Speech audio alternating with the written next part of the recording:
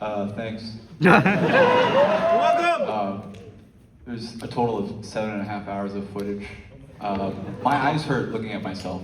But at least I got to look at my beautiful cast and crew. Let's bring them up right now.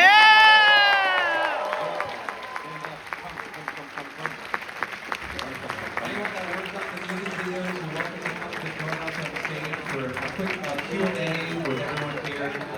If you have stage fright or don't like public speaking, you can either stay back there or just look really nice on stage. We'll bring the mic to you then. No. Yeah. But I just wanted to say, first of all, it's just crazy that we get to do this type of thing. I know, like, you know, the whole band and crew and I, we've played so many shows around like the world, and to do something in our backyard where it's not music, it's like this weird multimedia thing that we made, and we get to celebrate it with people like you. It's truly an honor, and I just want to say thank you, because we could not have done it without you guys. So give yourselves a round of applause. Thank you. Yeah!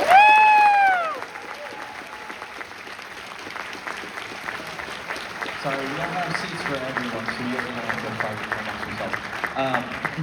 yourself. This whole project started back in January of 2024, and right after Nisei Mono, the previous EP, I just had a faint LaCroix whisper of a flavor of an idea about what if there was like what if Ginger made like a TV station? That was the whole beginning of this idea. And for a while I was writing the music, I thought about, well, okay, if the TV station has a bunch of different shows, like maybe the whole album is just all the different shows. And that was too difficult. So we decided, well, what about if like the story is Ginger makes their own TV station, and it's like the story about that. We watched UHF by Weird Al. We watched Turtles Are Surprisingly Fast Swimmers, a Japanese film from the 90s, also very big inspiration. And yeah, I don't know. We also put together a playlist of Japanese commercials and Japanese I was media. educating him on that good stuff. I had to download. Yeah, he had to download it. But anyway, we are gonna take some questions from you guys. Hopefully, at least we have 3 questions. Otherwise, it would be embarrassing. I just want to say something really short. Okay, David wants. Yeah, Dave. Yeah, go. Thank you all for being here. It's a huge pleasure to share this stage with everyone here, and I can't. How many of you are in the arts at all in some degree? Raise your hand. You guys all know that it takes a person with an idea, it takes a person that's creative, and then, as Better Than Monday taught us, it takes a village to make it happen. And from the bottom of my heart, everyone here, thank you for being a part of this. Thank you for making it happen. We could not have done it without you. A lot of us go back to high school. A lot of us, I was some of their teacher, and we've made friends along the way. This is Cameron's neighbor.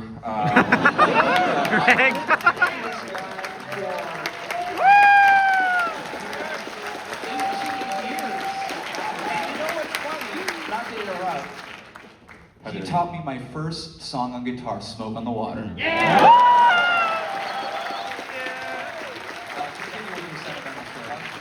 Some are Ginger Root fans that have become part of the family, such as Alex and Kevin, and even Nana was a Ginger Root fan from the beginning. Oh, wow! There's an amazing array of people here. They all need work right now, so guys, they really do. But anyways, thank you all for being a part of this. Thank you, Cameron, for including me over the last 8 years of doing stuff. It's always been a dream of mine to help tell stories and spread a good message. And SHINBANGUMI to me is about exactly what all this is working together to get something done. You can't do it alone. You got to do it with your friends and family, guys. I just want to remind you of that. So thank you, everyone who's here. I appreciate it. And all right, carry on now.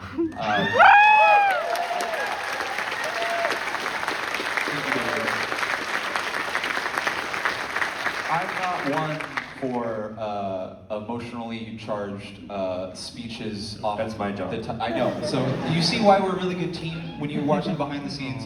The only thing that I will say is that, like, David and I spent so much time with each other that we just stopped speaking normal words. We had one brain. We'd be on set, or he'd be at the studio, and I'd be like, he's like, yep. And I was like, yeah, and it's gotta like, he's like, yeah, go. I'm like, yeah. I remember when you were like, all right, this time I want to try something different. And I was like, miniatures? And I was like, yes. No, literally, yeah, he like read my mind. And then I was like, wouldn't it be really cool if we filmed in Japan? I was like, yeah. Yeah, no, it's really interesting actually hearing what they actually said in Japanese. Oh, he had no, I was had no idea what was so, going sorry, on. can I just say, it was so stressful, because like, I'm still learning Japanese, but having to direct and we do this whole logistics thing in a second language where I had no idea, and then this, like, what would happen is like, they'd be like, okay, we're gonna light for the next scene. And I'm like, yeah. And he'd be like, dude, we have to light for the next scene. I'm like, yeah, I'm sorry, yeah, they just said that. But you were a trooper, and we learned a lot. All right, how do you want to do these questions? There's a mic on that side, and there's a mic on that side. Feel free to stop on down there and say your questions for anyone part of the crew. Again, we're only looking for 3. If there's more than 3, okay. that's awesome. If there's less than 3, You there with the Polaroid. State your name. I'm Dan. Dan, what's your business? I don't know if this microphone's on. Oh, wait, there we go. All right, I have kind of a mix of a production question and I don't know, like a vision question. I've been a longtime Ginger Root fan from the early records, from the EPs, the singles and whatnot, and there was a huge jump in vision, I'd say, from Mahjong Room to Ricky to City Slicker to Semino and here with SHINBANGUMI, and I just wanted a kind of a peek inside your minds, and how did you I guess take those steps of increasing scope artistically and visually from then to now? Yeah, good question.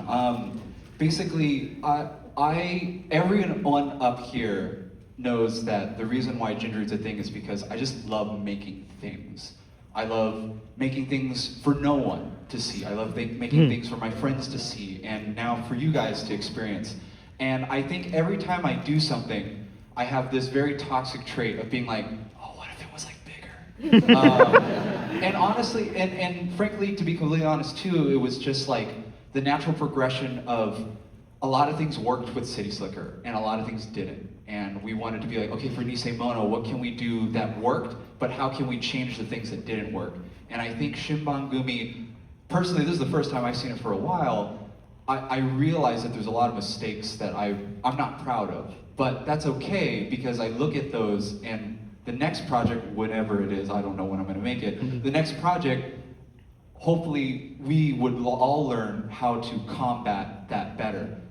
So not just like tenacity, but aesthetics-wise too, it's always just, you know, finding things that you're just enamored by and writing love letters back to the things that helped you through tough times. And I think a lot of the things in SHINBANGUMI and everything in Ginger Root is that type of love letter. David? To be more like just really specific, every music video always had what we thought was an impossible task. So every music video that we made, there would be like, okay, we're used to this stuff, but now how are we gonna do this one thing? And I feel like SHINBANGUMI is a culmination of all those things that we thought were impossible. I think of Loneliness, for example. The plane. Exactly. The airplane. There was this thing where Cameron showed me this clip where, what's the artist's name? Matsuda Seiko flies in directly from a flight, and she gets off a Boeing 747, and she's on live TV, and they're like, sing your song! And she had to do it like on the tarmac, and we wanted to reference that. You were like, I want to do that. And I was like, we gotta get a plane. You're like, you're crazy! Yeah. But I quit. That was the impossible task of Loneliness. Is like, how do we get a plane? How do we get that location? How do we do that? My experience is like, I was a first AD for like 9 years and all kinds of things. So I understand how like to make things, but like to do it at this scale, at this level, it was really a really big challenge. We literally had like no money, and like we just had to meet people and talk to them. And so every music video, if you watch from Ohio, which is the first music video we made, every single one has an extra little step to it, and they just kind of get bigger and bigger. And like the worst part about filmmaking is that you just gotta suck at it like over and over again. And then you like realize like, okay, like I'm not gonna suck that much this time, I'm gonna keep going. So you just gotta kind of slowly pick yourself back up and keep going and keep going. And you'll end up with something like that. Woo! Thank you. Next question. We'll go to this side. Hello. Hello. I'm very scared. I apologize. Take a deep breath. Zoe, what's your name? My name is Carson. Hi. I just had a question. I love the statement that like families and everything is like needed to make it like a giant project like your guys is, with every aspect like music, cinematography, everything to like writing and script. That's very beautiful. But when stress and motivation was low on set, how did you guys get through that together? There was a lot of times where it was really stressful, and I think the reason for that was trying to, how do you get to the next level? I think, I don't call the people up here my crew, I call them my friends. And I think it was important for everyone to just kind of understand where and what direction we were going. And I think, honestly, there was a lot of times that we got caught up in the nitty-gritty, and I think there were multiple times where I stepped out and David had to find me, and we both kind of talked what's going on, why is it so stressful, and just getting your feelings out and saying them out in front of me enabled me to slowly piece together, okay, that's actually not that important. I don't know why I'm stressed out about that. That's 3 weeks from now. Why am I talking about that? And that feedback loop is really dangerous. But I think acknowledging that and accepting that will allow you to push through that and hopefully remember and remind yourself what the goal is to make something really cool. Does anyone want to answer any sort of stressful question of how they deal with things on set? Anyone? Oh. Oh, Nana says keep going. Okay, next question. Next question. Hi, my name's Lars. I was wondering, how was your experience with shooting on the miniature sets, and what was also like your inspiration for wanting to shoot on the miniature sets? Can't afford actual train stations. That's... Yeah, actually. I think, is Leach here? No, he has some family things. Oh, okay. I know that Leach and the camera team, and even lighting too, it was really interesting because we're shooting these miniatures, right? And they're like buildings and stuff, and how do you light them? You put them out in the sun. That we were all like, oh, let's just use the thing that actually lights the real thing, which is the sun. I think that's the biggest thing that I learned. They were like, duh, Cameron, it's the sun. I was like, you can do that. Look, same shadows. Yeah, same shadows. My little like thing that I discovered doing miniatures on this project was that I think the how far lighting has advanced in the like how advanced lighting is now, how small yet bright things can be, makes miniatures very viable as an option. It also helps to shoot lower fidelity. Oh, here. All right, Mike. Sorry, this is our last question. This is gonna take forever. Regarding the lighting, I just want to say the miniatures is really cool because small amounts of light go a long way. So it's like what normally would be a very extravagant like kind of look for something, you could accomplish with like 2 or 3 LED puck lights, right? So the miniatures could get really moody and really like interesting with just a few more touches. Versus shooting on a big set, you're like, oh, I need a big light for that, I need a reflector for that, I need this, I need that. On the miniature set, you needed an MC, needed maybe a mirror, and that's all you needed. It was really cool to make really like dramatic shots out of not that much. Woo! That's Mike. He's Mike. We also should have pass the mic as people introduce themselves. I don't have a monitor. I can't hear what you're saying. Should we have people like pass the mic and just say who they are and what they did? Gonna take too long. That's take too long. Okay. Aw. Sorry. I love you guys. Oh. Everyone was really important on set. That's why. Yeah. What was it like touring with Michelle Zauder and the rest of Japanese Breakfast? Oh. Matt Dillon. It was really hard. I think, right? No! All I'll say on behalf of the touring party is we walked in and I was like, wow, the ceiling is always higher. No. But they took us in. They were one of the nicest crews we've ever met. and it was a dream come true. And I wonder if some of you actually are here because of that show. So thank you. Yeah, I Michelle am and Ethan. actually. Okay, great. Well, thanks for coming back and coming to this. Shooting it over there. Hello. Okay. My name is Cole.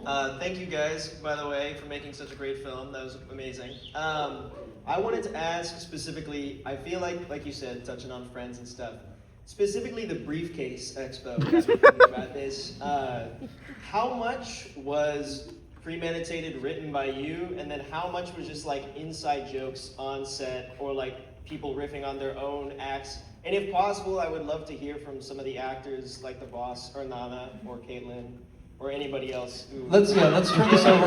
What did the actors think when they saw that there was a thing called Briefcase Expo? You gotta go first.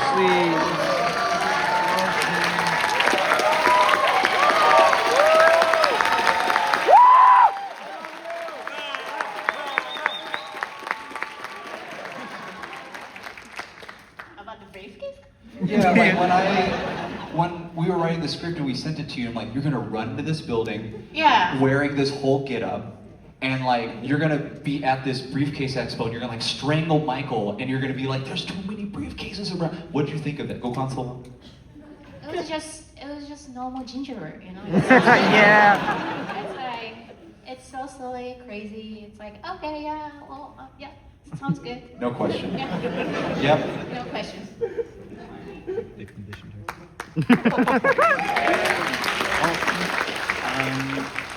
As far as it being improvised, it was more like show up. Oh wow, that's a lot of production design specifically about briefcases that I have no part in. So I showed up and it was pretty much all there. And they set up the dolly track in a full circle, and Anna and I stood back to back and had orders shouted at us to become more and more panicked and distressed. So for the most part, and I think this goes for like a lot of the sets, it's at least for my experience, I show up and there's just like a plan in place. Well, I wanted to also introduce you guys. This is Taylor Nicholson, the production designer.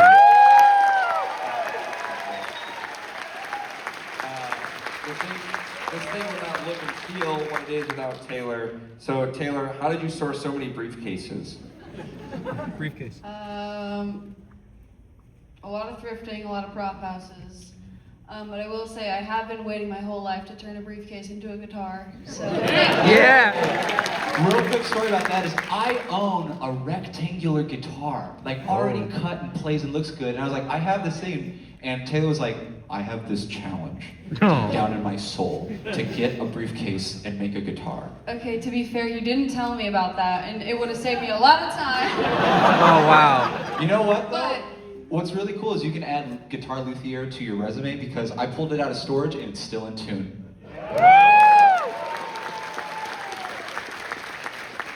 Thank you. Next question.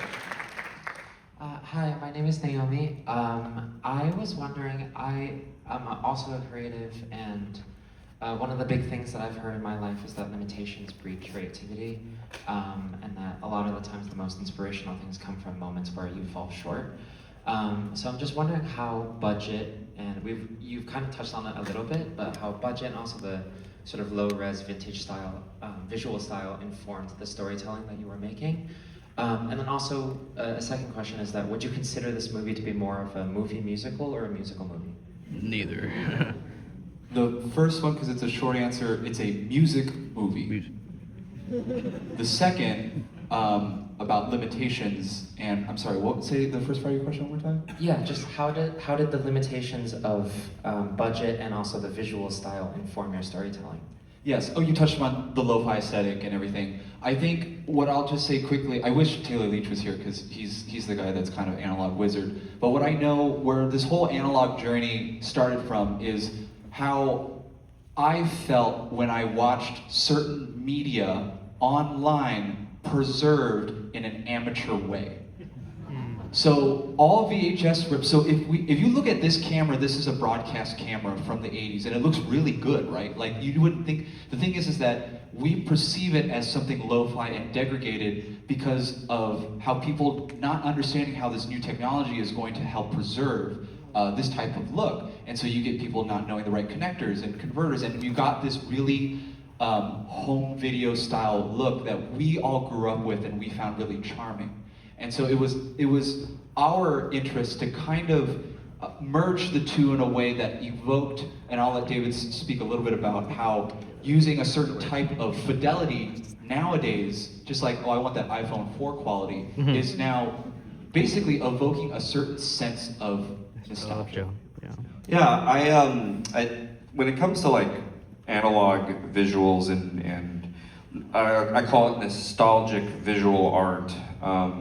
What I think what's really interesting is right now is the first time in filmmaker history where a storyteller or a visual artist can reach into the past and pull different versions, different decades of visual media to tell a story. And with Cameron and I mean, we are kind of some nerds that we like to just play with old stuff. And we kind of, that's like a really big creative drive for us to kind of build that aesthetic. But it evolved from the early music videos with like DV cameras and the things that we grew up with. And then as we kind of grew, it was like, well, what did the big guys use like earlier? So we kind of kept pushing ourselves in the technology realm. And like, I think a lot of people don't realize is that every piece of equipment that you use to capture the video signal affects its quality like a paintbrush. It's a different paintbrush. And so we went on this crazy journey with Taylor Leach, who's not here, of how to get the highest fidelity out of these tube cameras. Because everything you see online is like on a VHS tape, then uploaded online. And so we never actually, like our generation never really gets to truly see what it looked like on television for the first time and how actually nice it looked on a CRT and stuff like that. But we've seen like copies of copies of copies, and there's just something really interesting. I mean, I remember when we went to Japan and we brought that camera back, they thought we were wizards because in Japan there was like government mandatory things like turn in all of your useless equipment and we'll recycle it. So they don't have it over there anymore. And like, there was a guy who was like, so is there like a Japanese producer a part of this? And I was like, no. And he was like, okay, like how are you guys reaching so intimately into our past and bringing it to us? Like, it's just magic to them, and I think it's magic to a lot of people. As I get older, I realize what we're doing with analog video is like black magic to some people, and I'm like, the yellow goes with the yellow.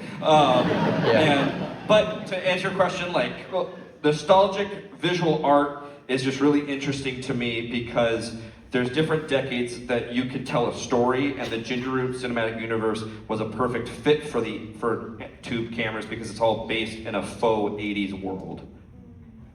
Thank you. Next question. Hello, hi. My name is Sabri Harris. I'm a mangaka from Riverside, California.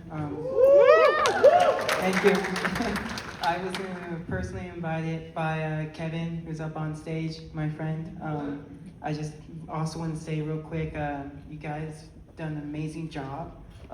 You guys put analog artists pretty much on the map right now, like, you know, elevating it up for us, helping us in this digital type of world. I got very, very like Dicon 4 vibes from it, and I was like, oh my God, I never saw this done in like recent times now these days. So you guys pretty much took that.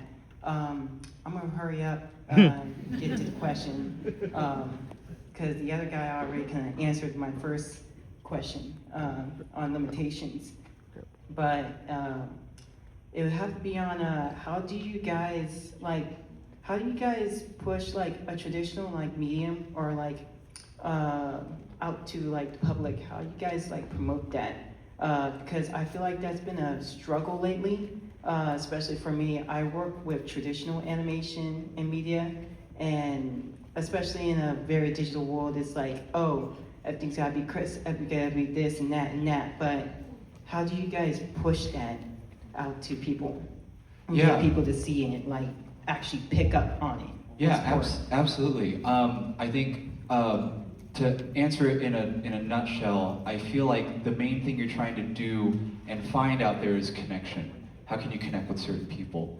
And I think nowadays there is a double-edged sword of a lot of ways to find connection and a lot of ways to get lost in other people trying to find connection. Everyone has this giant megaphone nowadays and they're trying to scream as loud as they can to try to search for these connections, and you can build a following and build a fan base. I think the main thing is, and I feel like this is a very blanketed thing, but like if you don't believe in what you're doing and you don't think it's good or you're not enjoying it, then I think, you know, that's the one thing to reassess before putting something out. As long as you put something out, you resonate with it, I guarantee you, I didn't know that there would be this many people who resonated with whatever that thing was. You know? And so believing in yourself, I know that's very like movie-esque, but like believing in yourself is one. Two is, short form is how you hook people, long form is how you build people. And that's all I have to say about that. Yeah, I just think you're gonna have to sometimes play the game. You know, the phone is the new television. That's all it is. And how are you gonna? You gotta put it out there. You gotta reach people. You gotta just be earnest, be honest. I think that's what resonates. Like we're developing a way. Like as soon as we feel like something's an advertisement, we swipe. Like we're almost programmed to swipe away. So you gotta figure out how to usurp and be genuine and stuff like that. And that's why I think analog art, analog video kind of like usurps that, where people are like, wait, how old is this? When was this made? Kind of vibe. How much more do you want to do this? I said the latest it would run is another like 20 minutes. Okay. So we're gonna slowly pick up into second gear now. But thank you for your question. Thank you. Thank you. Hi, my name is Cheyenne, and I want to say a huge appreciation to all crew for working on this movie.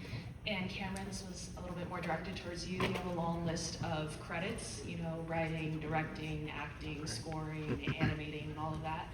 What do you think was the most challenging, you know, role to work on this movie?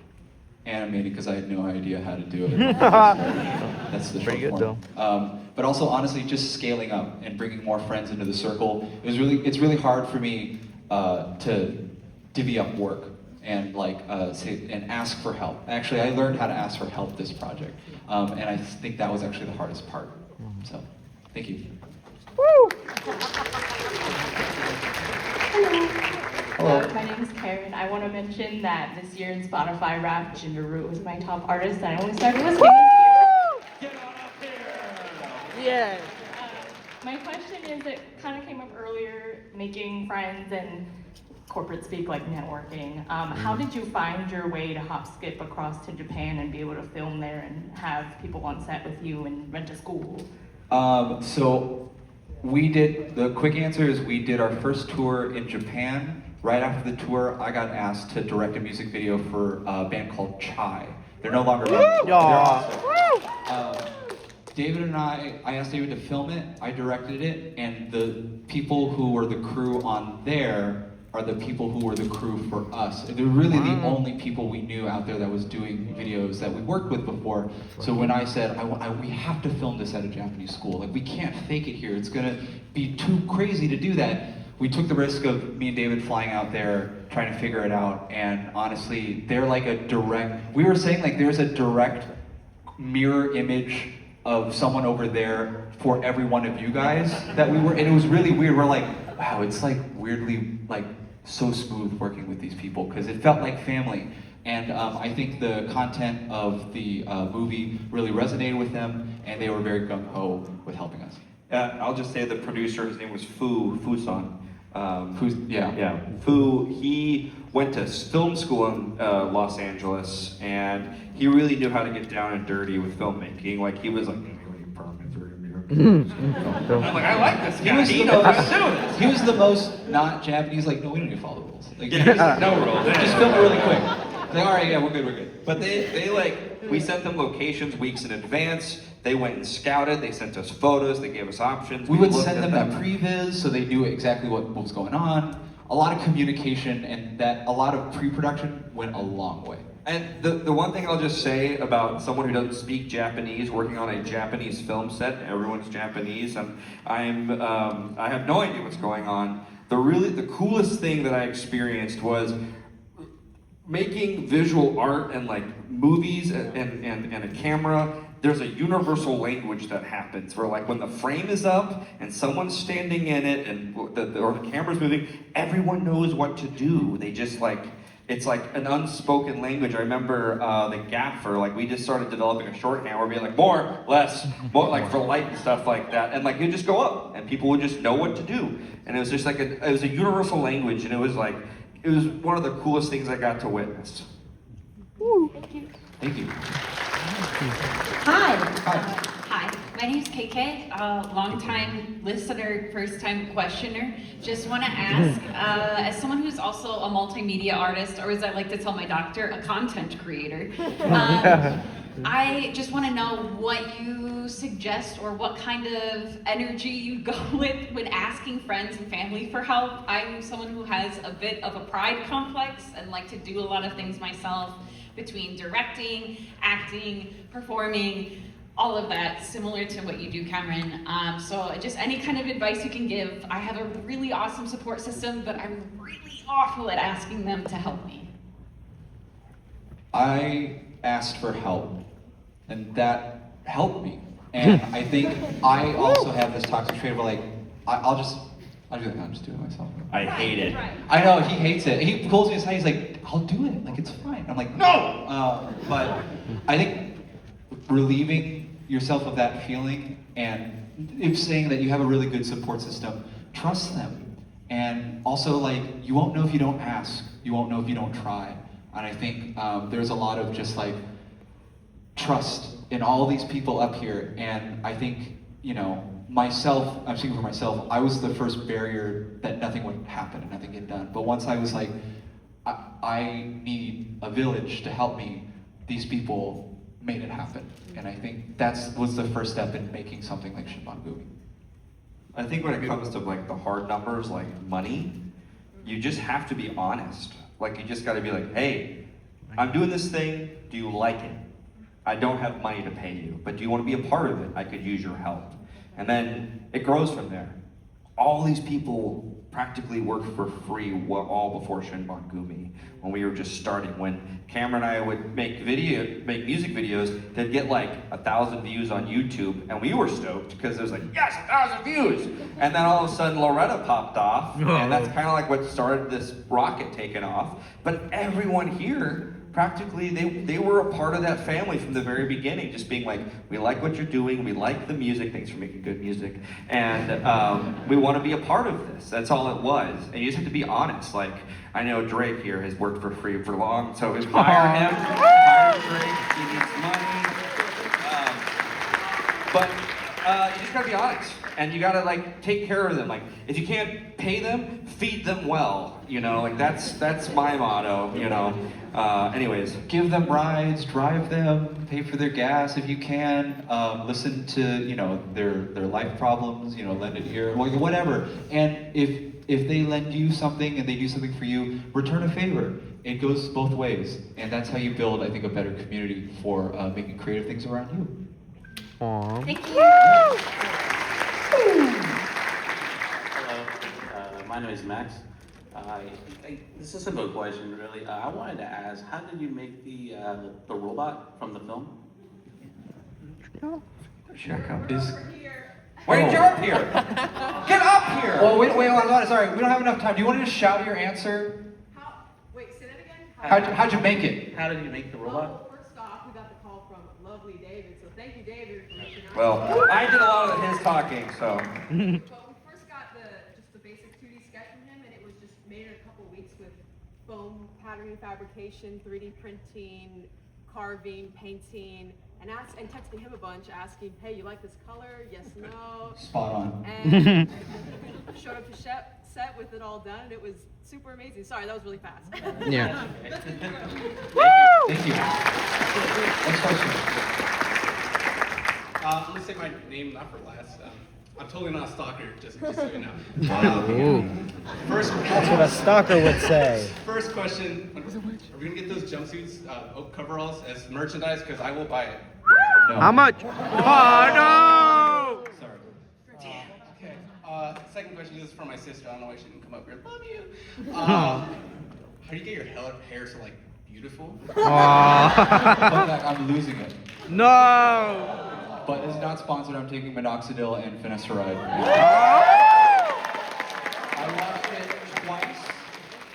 I wash it twice. Once every time I shower, I wash it twice every other day. And then I saved it for last. I didn't legally change my name. It's just a coincidence, two coincidences. We both like trains. We're both named David. I can remember that. Good name. But when we were, I already forgot what the hell it's called, the lodge room, you didn't answer my question, bro. I did. You asked me a question at the lodge What your room? favorite locomotive was? Oh, I don't know. I appreciate trains, okay? Aw. 6 tons of steel moving. He's a fake fan.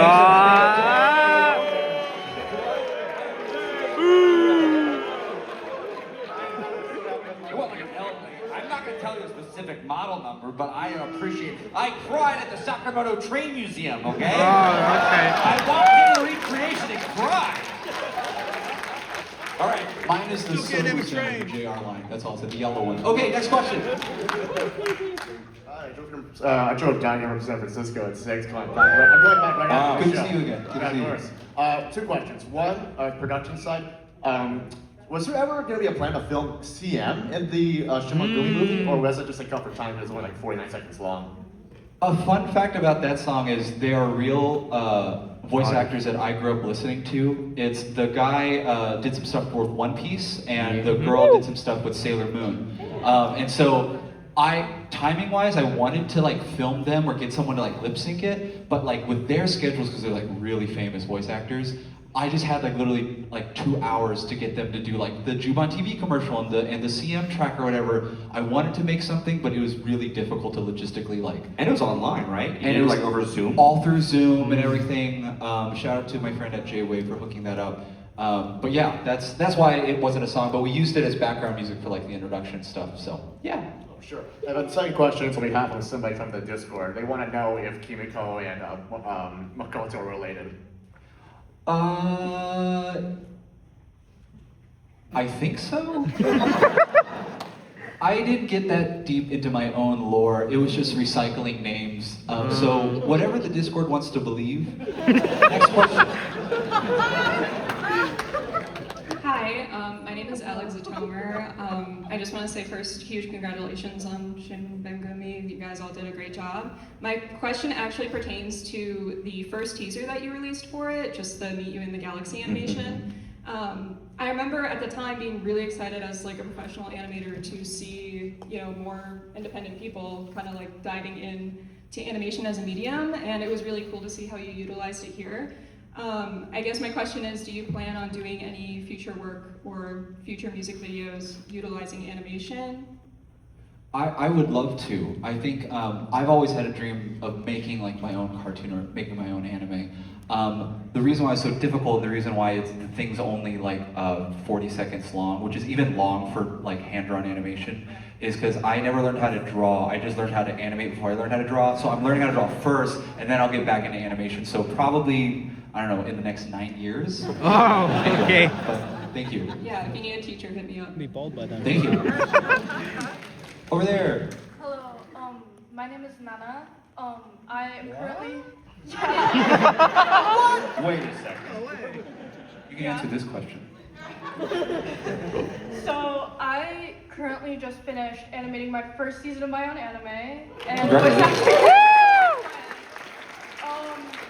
for you, how long did it take you to animate those 40 seconds?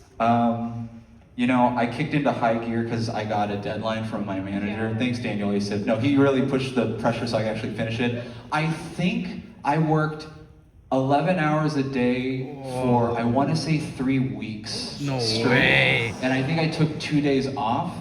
I got pretty good at the shortcuts. And I learned that I really am good at characters facing to the right. Because I'm left-handed. I also realized that looking at references is okay. You don't have to think about it just out of your brain. Who knew?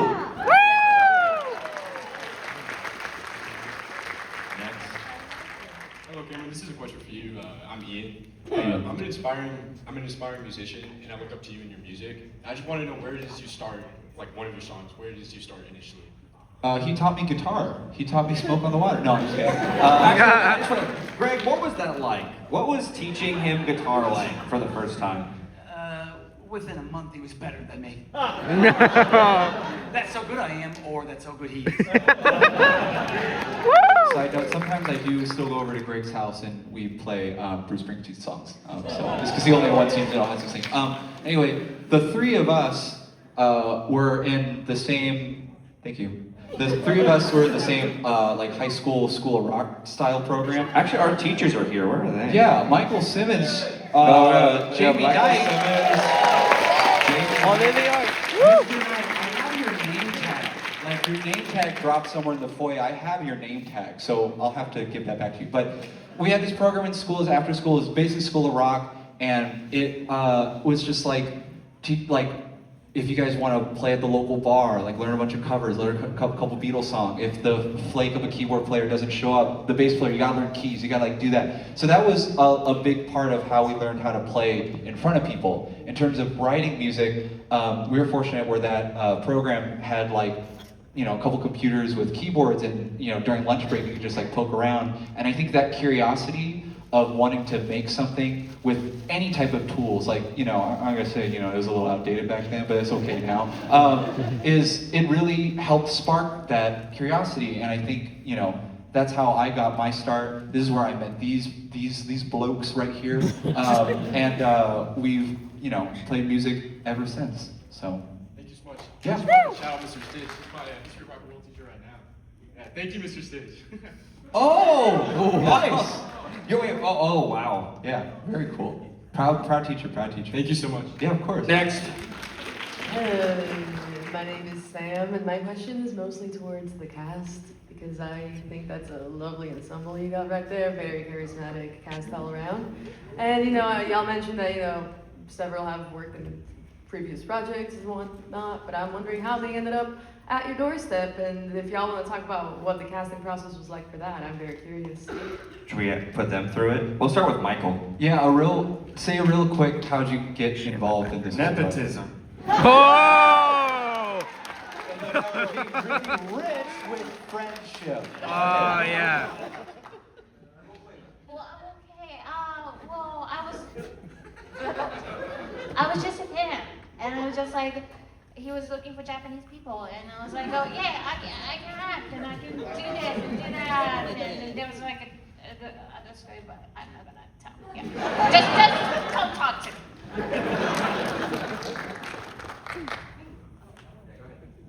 Am I like one of the old ones? Oh. They were looking for a Japanese anchor. There was an audition. The script was kind of good. Oh, wow. It was like, it was crazy though. And then I used to be an anchor, so I was like, is it okay if I just correct this and record on my own? And that was, I guess, convincing enough that they were looking for a guy anchor, but I got the part, so.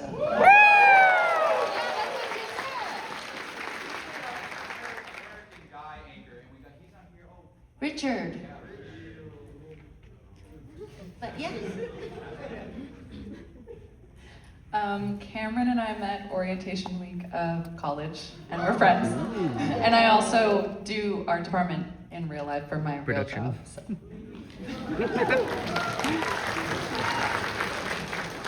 I met David because he was my high school film teacher. So I'm one of like 10 people up here that were students of David, which is crazy. So we weren't kidding when we said friends and family. But specifically how I got casted was I was at Costco eating a hot dog. And I remember it was like 2 summers ago, and I got a text from David and he said, you want to be in a Ginger Root music video? And I went, sure. So. We really vetted them, as you can tell. Who else? Oh. The CEO. CEO is out.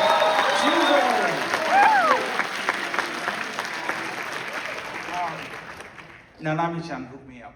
Oh yeah. Do the laugh! Can you do the evil laugh? What? Yeah!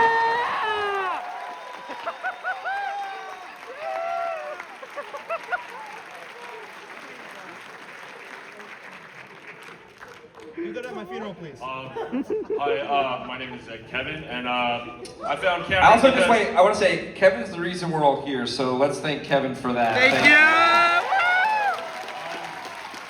I watched the Loretta video.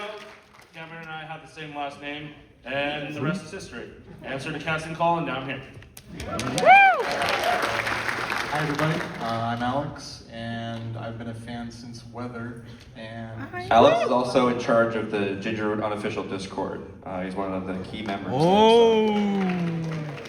Yeah, and I met David at the show. I went to every Bay Area show since Weather came out, and then we just became friends, and since then he's like, do you want to be in a music video? And I was like, yeah, all right. So, and then now I'm here. Yeah, woo!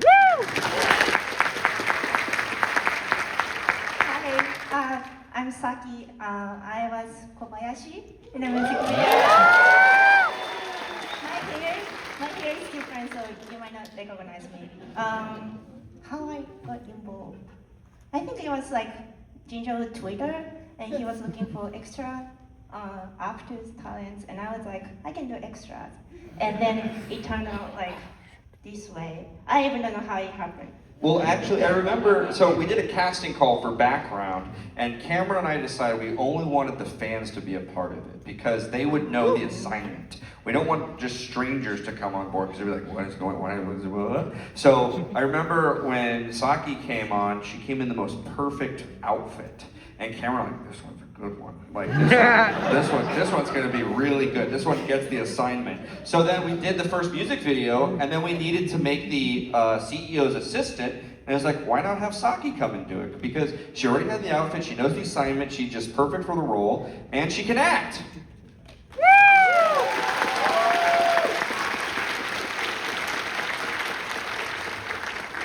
We're gonna take 2 more questions after this little tidbit. Sorry, everyone can't answer. We ran time thing. But what I want to say about this whole thing of making Shinbangumi is the script was not done when we were ready to film it. We were building the plane as we flew. So like that's why we're like, Saki came, like for that example, like Saki came to the Juban TV studio, we're like, oh, this is great, whatever, and then halfway through, when we were filming Better Than Monday, but we were writing Only You, we're like, okay, but like, what if there was like an assistant? And what if like the assistant like helps the manager? And like, we're like, okay, who's gonna do that? And we had to like really do backwards puzzling of the whole thing. And so like when Only You was filming, we were writing for Giddy Up, and it was all very like, you know. And so, yeah, that's a few tidbit that when you watch this, as the songs were coming out, like when they were coming onto Spotify, we'd be like, okay, that went really well, but what happens next? And so it wasn't making a movie, honestly, this was like making a TV show, and seeing how the viewers reacted to it, and we learned a lot, and I don't want to make it this way again. Correct. Oh my God. I will just say, like, if anyone here is an actor or an aspiring actor or whatever, when you show up on time, and when you show up and you bring your best A game, you bring your best outfit, you bring your best attitude, it shows. We see that. That is something that means something to us, because we're trying to make something, and when someone comes in and they put so much care and effort into it, it's like, let's keep using them, they get it, let's go, go, go. I just want to say a quick note, sorry, like I wish I could talk about, there's so many memories, maybe we'll just do a memory podcast or something about this tour, but I remember specifically, Nana didn't like her performance in the No Problems music video, and she was really hard on herself, but she was like, there's another scene where she has to steal the tape with the CEO and everything, and she, like, excuse my French, like fucking knocked it out of the park. To the point where David not knowing, everyone on the crew not knowing the language, everyone had goosebumps because of how well she acted. And I think that I just wanted to highlight that and say like everyone else involved too, and everyone who was in front of the screen and behind the screen did that, and they showed up every day with their A game, and that's why Shinbangumi was able to happen. So I just wanted to highlight that as we're going down memory lane. 2 more questions and then we're out of here. Hello, my name's Manuel, and I wanted to ask, can we do like a double question? A double question, Yeah. yes. Sorry. You still get your question, but double question, yeah, go. My question was, if you could redo everything, what would you change? And what would you So when I was 4, Drama, don't. Drama. Aww. For the actors who are on set, did you take any of the props home? Ante up, guys. I think Natsuko took her blue suit home. We let her keep that. Right? Yeah, you do have. And the white one. Yeah, you do have that. That's okay. It's fine. I have the manager's red jacket, but that's actually my sister's jacket. I was like, Amber, I need like a jacket. She was like, okay, what? And I was like going through a car, like, this is work. And then, now it's mine now. So anyway, and then I think that was the question, right? Any other actors have anything? Did you steal anything? Greg has his jumpsuit, and he had everyone in the crew and cast sign it at the end. That was really cool. Where is it? And you're not wearing it, but we had it in the car for you. Don't ring. Okay. Anyway. Oh, it's right there. Everyone look back at my dad. Yeah! Did anyone steal anything? I mean, take anything home with them? No. I don't. I have the paper with Nana's faces no entry. No, yeah. Thank you. Can I give you the art poster I made? Oh, sure. Yeah. Woo!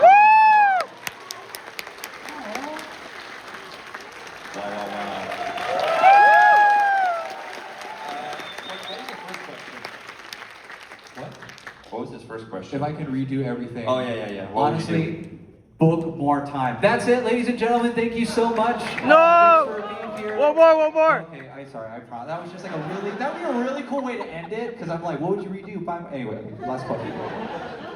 Hey. What was your question? I'm Marley. I wanted to know kind of what you were going through, what the mindset was when you were going into City Slicker, going from your aggressive elevator soul into making this city pop adjacent thing that kind of snowballed into you called it a music movie? Yeah.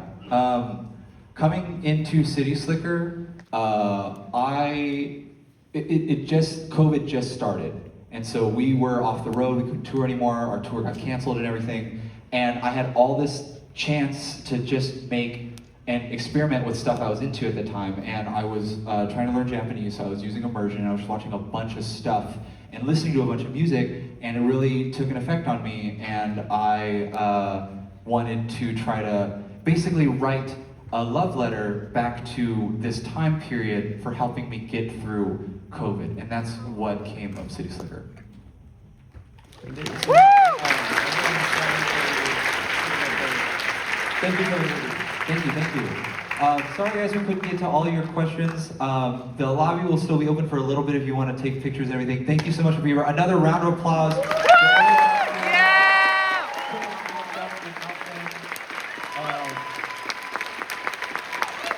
Thank you guys, thank you every single one of you guys. The project would not be what it is without them. Thank you to David and the Aratani Theater and Bernard and Yuki and everyone for helping us put this together. Again, drive home safe, and the lobby's open for another 30 minutes and then we're going to kick y'all out. So, thank you.